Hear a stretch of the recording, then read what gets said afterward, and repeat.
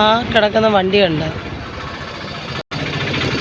അങ്ങോട്ട് 2 പോലീസുകാർ പോയിട്ടുണ്ട് അത് കാണാൻ എടുക്കാൻ. ഇത് കുറച്ച് ദിവസമായി. ഇത് വെഞ്ഞാറമൂടാണ്. ഇത്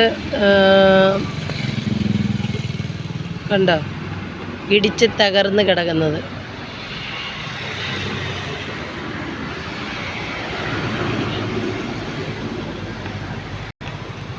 വണ്ടിയുടെ ബ്രേക്ക് പോയതാ.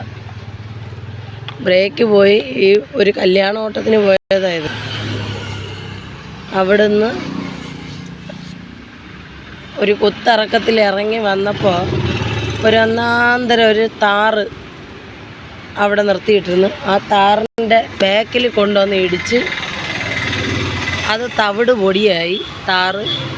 അത് കഴിഞ്ഞ് അവിടെയും ഈ വണ്ടി നിന്നില്ല. ഓവർലോഡായിരുന്നു. ആൾക്കാരും പിന്നെ തുള്ളലും പാട്ടും ഒക്കെ അല്ലേ. അവരെല്ലാം കൂടെ അവരുടെ എല്ലാവരുടെയും സഹായം കൊണ്ട് ഒന്നാന്തരമായിട്ട് ആ വണ്ടിയുടെ ബ്രേക്ക് അങ്ങ് പൊട്ടി. അങ്ങനെ ആ വണ്ടി വന്നൊരു താറിലിടിച്ചു. അവിടുന്ന് വണ്ടി നിന്നില്ല. ഡ്രൈവർ സൂപ്പർമാനും സ്പൈഡർമാനും ഒന്നും അല്ലാത്തതുകൊണ്ട് അദ്ദേഹം മാനമായിട്ട് നിന്നിരുന്നൊരു വണ്ടിയിൽ ഇടിച്ചു നിർത്തി. നോക്കിയിട്ട് അവിടെ നിൽക്കാത്തതുകൊണ്ട് അന്തസ്സായിട്ട് കൊണ്ടുവന്നൊരു മതിലങ്ങ് ഇടിച്ചങ്ങ് കയറ്റി. അതുകൊണ്ട് അതിനകത്തുണ്ടായിരുന്നവർക്ക് അവിടെ എവിടെയൊക്കെ ചതവേ ഉണ്ടായിരുന്നുള്ളൂ. ഒരു ബെസ്റ്റ് ഡ്രൈവറായിരുന്നു, രക്ഷപ്പെട്ടു. ഇല്ലായിരുന്നെങ്കിൽ ഒരു 10 എന്തുവാ പറയണ്ടേ, ഒരു 2-3 മീറ്റർ മുന്നോട്ട് പോയിരുന്നു എങ്കിൽ ഈ പറയുന്ന ഡ്രൈവറിനെ ആവട്ടെ അതിനകത്തിരുന്ന ആൾക്കാരെ ആവട്ടെ ആണാണോ പെണ്ണാണോ ഈ ചത്ത് കിടക്കുന്നതെന്നറിയാൻ DNA എടുത്ത് നോക്കേണ്ടി വന്നേനെ. ആ രീതിയിലായേനെ. പിന്നെ ഇടത്തോ സൈഡിലാണെങ്കിൽ വലിയൊരു കൊക്ക പോലത്തെ ഒരു സ്ഥലത്തോട്ട് അങ്ങ് മറിഞ്ഞ് അങ്ങ് പോയി തീർന്നേനെ.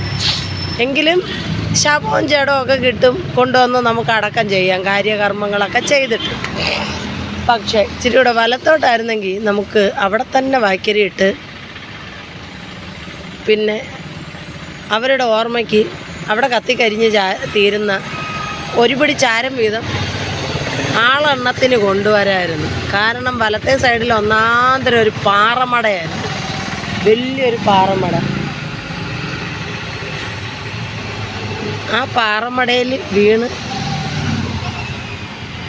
ഉരഞ്ഞു പോകുമ്പോൾ തന്നെ തീ പിടിച്ചാണ്.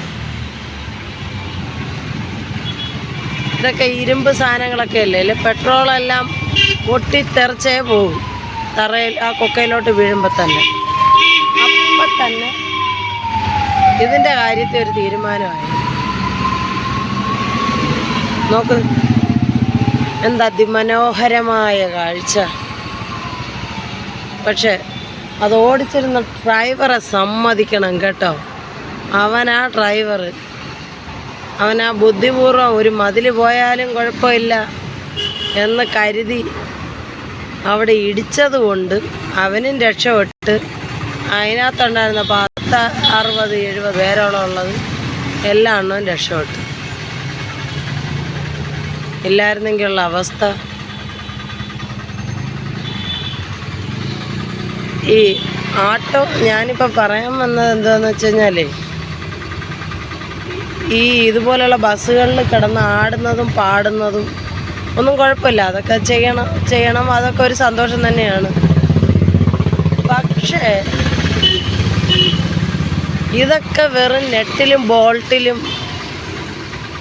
ഓരോ ഇതിലൊക്കെ പോകുന്ന സാധനങ്ങളാണ്. അതിനകത്തിരിക്കുന്ന ഡ്രൈവർമാർ സ്പൈഡർമാനോ സൂപ്പർമാനോ അല്ലെങ്കിൽ പിന്നെ മായാവിയോ ഡിങ്കനോ ഒന്നുമല്ല. ഒരപകടം വരുമ്പോൾ അങ്ങ് രക്ഷിച്ചെടുക്കാൻ അബദ്ധത്തിൽ വല്ല ഡ്രൈവർമാർ ഉറങ്ങിപ്പോകുന്നതിൽ കണ്ണ് മയങ്ങി പോകുന്നതിൽ പിന്നെ അപകടം ഉണ്ടാവും. അത് സ്വാഭാവികം. ചിലപ്പം അവരെ നിയന്ത്രിക്കാൻ പറ്റാതെ വരുമ്പോൾ ഉണ്ടാവുന്നതാണ്. പക്ഷേ ഇതൊക്കെ അഹങ്കാരം കൊണ്ടുണ്ടാവുന്നത്. അതിനകത്തിരിക്കുന്ന യാത്രക്കാരെ അടങ്ങി ഒതുങ്ങി ഇരുന്നിരുന്നെങ്കിൽ ആ വണ്ടി എത്തേണ്ടടുത്ത് എത്തിയേനെ. ഈ രീതിയിൽ ഈ ഒരു വണ്ടി ഈ ഗതിയിലായി ഇവിടെ കിടക്കത്തുമില്ലായിരുന്നു. അപ്പോൾ ഇതുപോലുള്ള വണ്ടികളിലൊക്കെ യാത്ര ചെയ്യുമ്പോൾ ഓരോ സ്ഥലങ്ങളെത്തുമ്പോൾ ഇച്ചിരി അടങ്ങി ഒതുങ്ങി ഓരോരത്തിലിരുന്ന് കൊടുക്കുവാണെങ്കിൽ ചിലപ്പോൾ രക്ഷപ്പെടും. അത് ആരുടെയോ പുണ്യം കൊണ്ട് ഒന്നീ ആ വണ്ടിയുടെ ഓണറുടെ പ്രാർത്ഥന, വീട്ടുകാരുടെ പ്രാർത്ഥന, അതിനോടൊപ്പം ആ ഡ്രൈവറിൻ്റെ വീട്ടിലുള്ളവരുടെ പ്രാർത്ഥന, അതിനകത്ത് കണ്ടക്ടറായിട്ട് പോകുന്ന ആ അങ്ങാരുടെയൊക്കെ പ്രാർത്ഥനയും ഫലം കൊണ്ടൊക്കെയാണ് ഒരുത്തനും ഒരു കേടും വരാണ്ട് രക്ഷപ്പെട്ടത്. ഇല്ലായിരുന്നെങ്കിൽ ആ പാവം പിടിച്ചവരൊക്കെ എന്ത് ചെയ്തേനെ.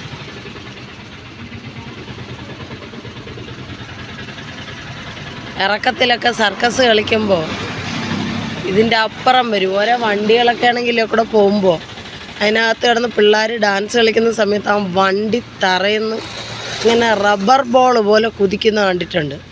ആ ഓടിക്കുന്ന സമയത്ത് ആ ചെറുക്കൻ്റെ കാലിൽ വണ്ടി നിൽക്കാതെ ഇങ്ങനെ കിടന്ന് കുതിക്കുന്ന കാണുമ്പോൾ ആ ഡ്രൈവർ കിടന്ന് അലറുന്നത്, ഒന്ന് അടങ്ങിയിരിക്കണ്ട, ഇച്ചിരിയൊക്കെ ഒതുങ്ങട എന്നൊക്കെ വിളിച്ച് പറയുന്നത് ഞങ്ങൾ കേട്ടിട്ടുണ്ട്. ഞാനും ഒരു ഡ്രൈവറാണ്, എനിക്കും അറിയാം വണ്ടി ഓടിക്കുമ്പോൾ എന്തെല്ലാം ഈ പുറയിൽ വണ്ടിയിൽ യാത്ര ചെയ്യുന്നവർ കാണിക്കുന്ന ഓരോ തോന്നിയാസത്തിൽ എന്തെല്ലാം സംഭവിക്കുന്നുണ്ടെന്ന് നമുക്കറിയാം.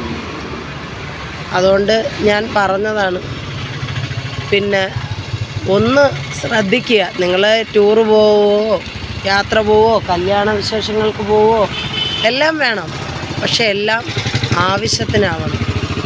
സ്ഥലം അറിഞ്ഞ്, വഴി അറിഞ്ഞ്, പള്ളവും മേടും അറിഞ്ഞ്, സൂക്ഷിച്ചും കണ്ടും ഒക്കെ യാത്ര ചെയ്യുക. ഇതെല്ലാം ഒരു എയറിൻ്റെ പുറത്ത് പോകുന്നതാണ്, നെട്ടും ബോൾട്ടിലും പോകുന്നതാണ്. ആർക്കും ഒന്നും പിന്നെ ചിന്തിക്കാനോ ആർക്കും ആരുടെയും കയ്യിലൊന്നും അല്ല ഇതിൻ്റെ ഇതൊക്കെ എന്ന് പറഞ്ഞാൽ ഒരു ഡ്രൈവറിൻ്റെ വിശ്വാസമാണ് ആ വണ്ടിയുടെ ആ ഒരിത്. ആ ഡ്രൈവറിനോടുള്ള ആ വണ്ടിയുടെ ഒരു സ്നേഹമാണ്. ഇല്ലെങ്കിൽ ആ വണ്ടി ആ ഡ്രൈവറിനെ തൊലച്ചേനെ ഈ രീതിയിലായപ്പോൾ.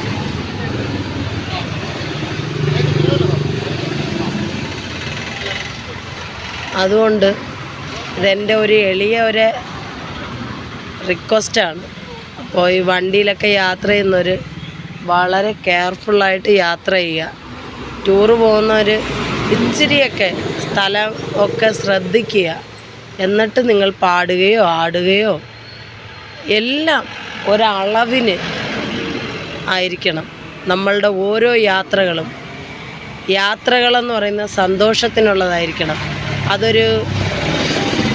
ഒരു നാടിൻ്റെയോ അല്ലെങ്കിൽ ഒരു വീട്ടുകാരുടെയോ ഒരു ദേശക്കാരുടെയോ കണ്ണീരിൽ പോയി അവസാനിക്കരുത്. ഇതെൻ്റെ ഒരു അപേക്ഷയും കൂടിയാണ്. അപ്പോൾ ശരി, ബൈ.